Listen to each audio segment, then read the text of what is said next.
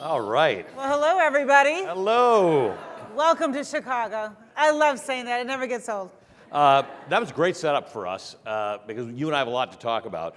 But one of the things we were talking about moments ago is libraries and books and the importance of them in this moment in society.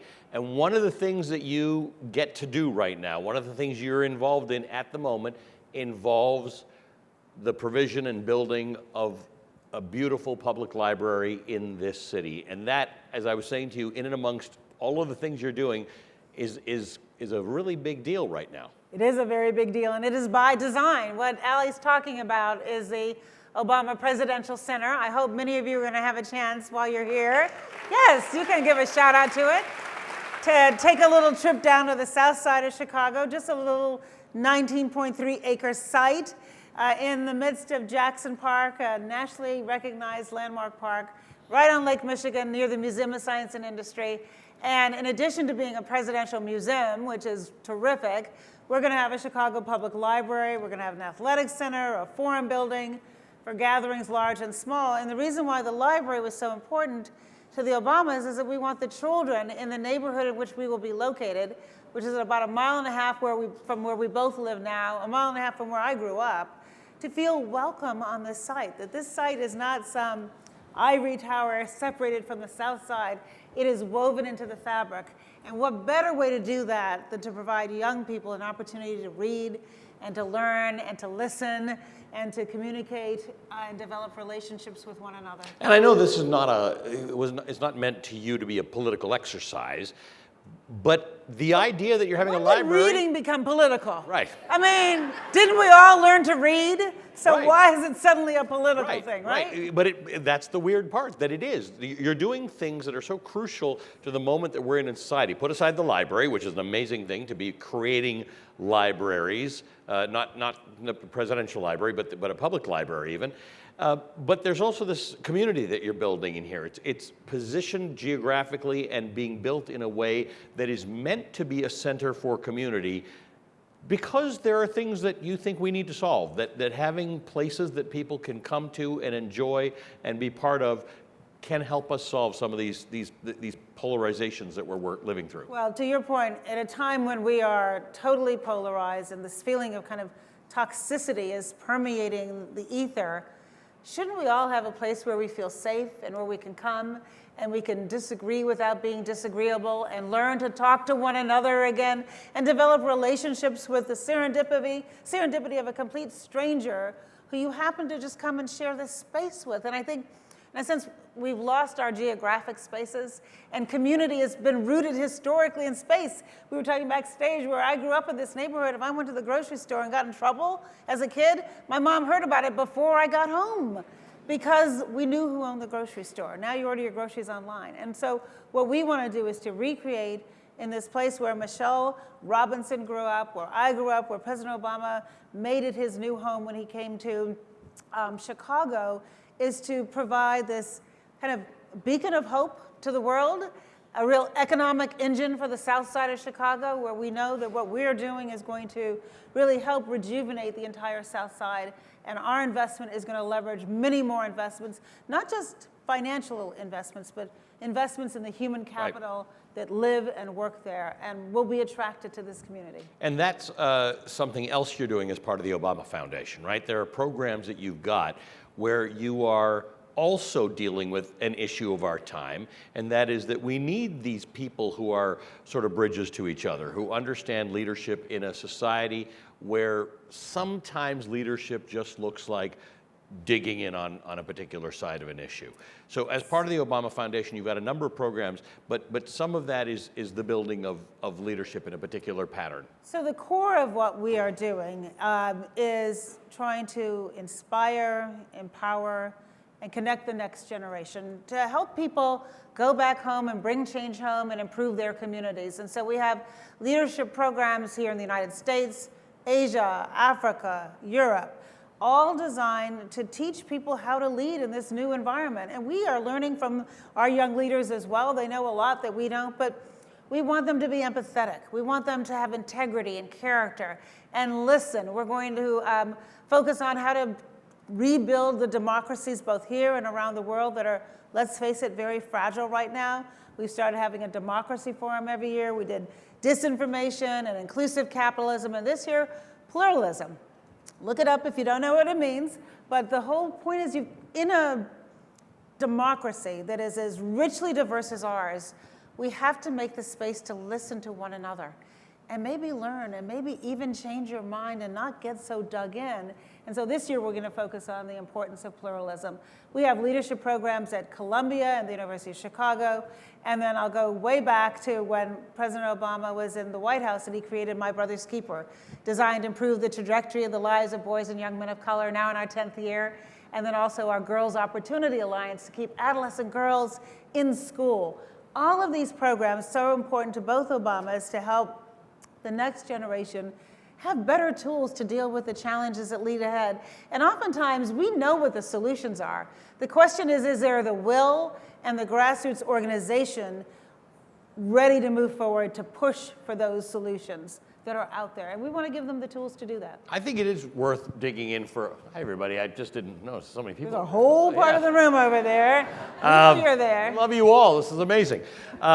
Let's dig into pluralism for a second, because we do have struggles with democracies around the world. And some of the democracies that still call themselves democracies, but which we are struggling with, India's just had an election, and this is one of them, they're struggling with the pluralism part. Right? Everybody still has a vote, but they're struggling with the idea that you're not aiming to have a tolerant society. You're aiming to have a pluralistic society in which people believe, understand, and value the differences of other people and learn how to conduct themselves amongst other people who do not share their beliefs. Yes, tolerance is just almost a superficial paying lip service, can be performative. Inclusion and belonging is where you can say, you and I disagree on 99 issues, but hey, you know what? We're going to work together on that one issue, and that one might just turn into two, and might just turn into three if we continue to develop a relationship. And I think part of what we're seeing is this breakdown in trust of institutions, trust of one another. And it's because we don't have to be proximate anymore. We can communicate online. We can just text, and you don't have to look into the faces of the people with whom you are communicating, because you're not really communicating, you're talking at them as opposed to engaging with them.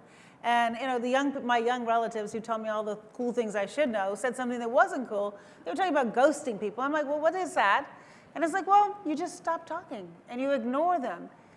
When I grew up, if you broke up with somebody, you had to actually look at them and break their heart and see the look on their face and develop empathy. And I mean, I know it's funny, but it's also scary to see what people say to one another online. And you would never, oh, not never, but almost never say it if you were looking right at a person's face and had to see the hurt that you were causing them. And so part of pluralism is not just acceptance, but embracing our differences and recognizing that that's part of what makes our democracy strong. And it sounds so right, but we live in a world where someone has said to me about this conversation, are you asking me to be tolerant? Are you asking me to embrace people who don't value me or who don't recognize who I am or do not recognize my state or my life? How do you get past that? Because we are in a society where you can be 3 words in and I can read who you are and decide you're not on my team. Well, first of all, you have to have a pretty tough skin. And you have to keep showing up. I remember when I started my work in public service in Chicago, I would go out to community meetings and I had this like, I'm from the government, I'm here to help you. That did not go over well. I'm embarrassed to admit it, but it was 35 years ago. So what did I know? And what did I do? I just kept showing up. And I kept showing up, and then I started talking to them about, you know, my daughter and my family and my roots, and you slowly begin to break down those barriers that had really nothing to do with me. They didn't know me. They had to get to know me, and I had to earn their trust. And I think part of what public officials have to understand, and people running businesses and running not-for-profits, is it's on you to earn trust. People aren't going to just trust you because of your title or your stature in life. You have to open up, be vulnerable, tell them your stories, and listen to their stories. And I promise you, even the people with whom I disagree with so vehemently on certain issues, if I can talk to you long enough, I'm going to find that we have something that we can agree on. Yeah, and I agree with that. What role will you and the Obama Foundation and the library and this whole campus play, or what role do you hope to play in this fact that we do have deteriorating democracy in this country? You have people with whom it becomes very hard to disagree because they have different views about how we should all be. Is there a mandated role for the library to play in the preservation of democracy? Yes, a big role. And in addition to these annual forums, a big part of what we're teaching our leaders is giving them the tools so that they can bring people in, have a big tent, make room for people with whom we disagree without being disagreeable. And I mean, how many of you run not-for-profits? Okay, a fair number of you. Nice. Thank you for that. For what you're doing right now, but it is often very lonely. And part of what we say to our folks who are out there fighting the good fight is you are not alone. There are a lot of good people around this world who are trying to do what you are doing. There are a lot of people here from the private sector who are supporting not-for-profits. And sometimes when it comes to resources, people are like, well, maybe we can cut that because it's a nice to do. It's not a nice to do, it is a must do. And it is part of how we build this sense of community where we have civil society, the business community, and government recognizing we are not just institutions, we are people. And that gets back to this relationship and working to earn trust. So this is for people to hear from you. I'm not here to hawk my book, but I'm bringing do buy it his book. But I'm bringing it up buy because the name of the book is Small Acts of Courage. And one of your calls to action is that people can do small things. Society can change on the basis of small things. We live in such an overwhelming world that looks like there's so much wrong, and folks want to boil the ocean, rightfully so. But there are things that you're not going to fix that are going on in the world right now. Can I tell you a story? Yeah. So, I love a story. Don't you love a story? Well, it's a good example of this. So when President Obama left office, he gave a speech here in Chicago, and one of my favorite lines in the speech was he said, "I'm now returning to the most important office of all, and that's the office of citizen." And that's an office we all share with one another. And so my story is this. When I wrote my book, just saying. I remember I had you on my show for it. It was I did great. come on your show, and you always put up thank you for that. Anyway, I went on a book tour in San Francisco, and one of our another former White House intern started a book. Manny started Manny's Bookstore in San Francisco, and he's a grassroots organizer, and he said, I want not just a bookstore by day, but by night I want to be able to invite interesting people in to come and have talks, people with whom I disagree, people with whom I agree, and invite everybody in the community to come and show up. And so he invited me there for my book, and so I did a book on my tour, and at the end he said, is there anything you want to say to the audience? And I said, oh, everybody can make a difference. You can go out there in your own lives, and even if it's in your own neighborhood, volunteer at a school, just do something. There's something we can all do. And small things add up. So after my remarks, a woman came up to me, and she was like I'm older now, but she kind of looked like me in San Francisco, and she said, I want to tell you what I do. And she had a very firm voice and commanding. There was a whole group standing around, and I'm like, well, tell me what your story is. So she said, I scour the newspaper, and I look for naturalization ceremonies that are near me. And then I get my ironing board, and I'm like, where are we going with this story? She said, and I get on the bus, because I take public transportation, and I go to the naturalization ceremony, and I put up my ironing board outside of the naturalization ceremony. And so when these newly minted citizens come out, I register them to vote.